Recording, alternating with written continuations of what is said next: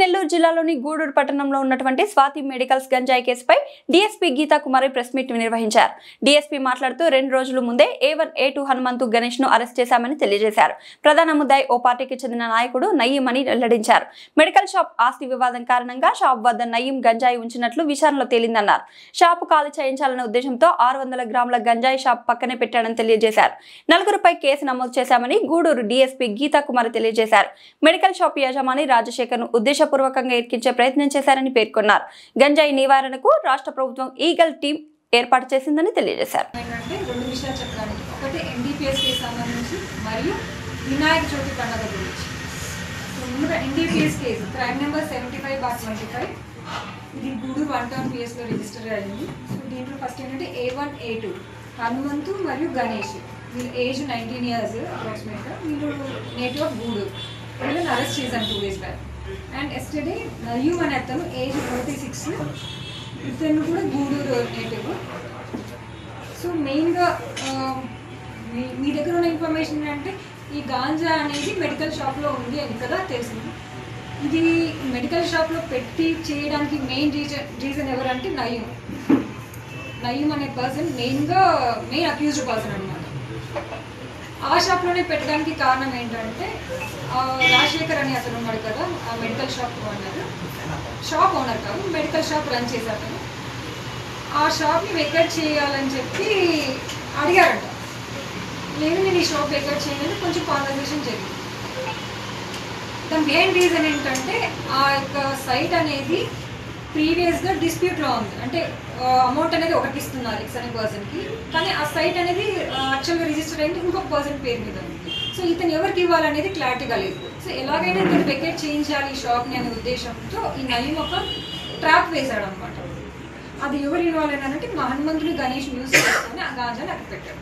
ఇంకోటి ఏంటంటే ఆ గాంజా టోటల్ వెయిట్ 600 grams 33 ప్యాకెట్స్లో ఉందన్నమాట. ఆ 33 ప్యాకెట్స్ ఒక పాలిథిన్ బ్యాగ్లో ఉంది.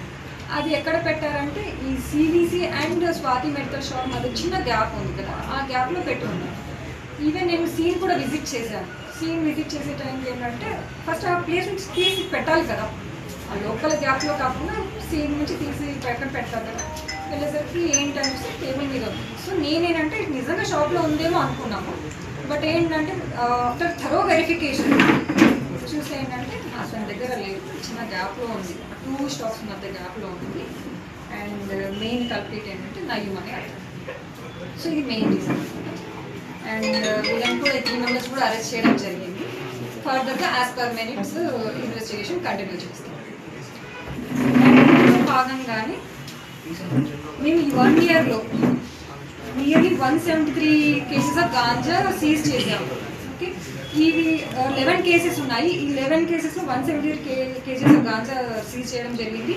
ఈ కేసెస్ కూడా అటు వేరే స్టేజెస్లో ఉన్నాయన్నమాట. ఒకటి అండర్ ఇన్వెస్టిగేషన్స్లో ఉంది, కొన్ని ఏమో అక్యూజ్డ్ పర్సన్ అరెస్ట్ చేసే స్టేజ్లో ఉంది, కొన్ని చోట్ల ఏంటంటే FSL రిపోర్ట్ పెండింగ్, ఇట్లా వేరే స్టేజెస్లో ఉన్నాయి.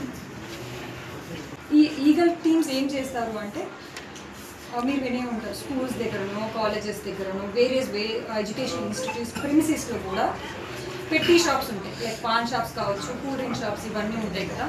ఇక్కడే కానీ టొబాకో రిలేట్ కావచ్చు, గాంజా రిలేటెడ్ కావచ్చు, అవి ఇంకా మోడిఫైడ్ ఫార్మ్స్ కూడా కావచ్చు. ఇవి ఏవి అమ్మకూడదు, కొనకూడదు. ఒకవేళ అలా ఏదైనా ఉంటే మాత్రం చట్టరీత్యా చర్యలు తీసుకుంటాం. సో ఈ ఈగల్ టీమ్స్ హెల్ప్ తీసుకొని మేము చాలా కాలేజెస్కి, స్కూల్స్కి కూడా విజిట్ చేసాము. వాళ్ళకు కూడా అవేర్నెస్ క్రియేట్ చేసాము. ఇలా మీకు ఏదైనా సమాచారం ఉంటే కూడా ఇమీడియట్గా మాకు ఇన్ఫార్మ్ చేయమని కూడా చెప్పాను. అండ్ ఇందులో భాగంగానే డ్రగ్ హాట్స్పాట్స్ అనమాట, కొన్ని అబాండన్డ్ ప్లేసెస్లో, అంటే ఐసోలేట్ ప్లేసెస్లో కానీ పాతబడిన బిల్డింగ్స్లో కానీ ఉంటాయి కదా, అక్కడ కూడా ఎవరైనా తీసుకుంటున్నారు అని సమాచారం ఏదైనా ఉన్నప్పుడు ఇమీడియట్గా ఇవ్వమని చెప్పాము. అవి కూడా మేము డ్రోన్ సర్వేలెన్స్ ద్వారా కూడా ఐడెంటిఫై చేసాము. ఎక్కడ ఏంటి తీసుకున్నారు, మత్తు పదార్థాలు లేదని కూడా ఐడెంటిఫై చేసాము.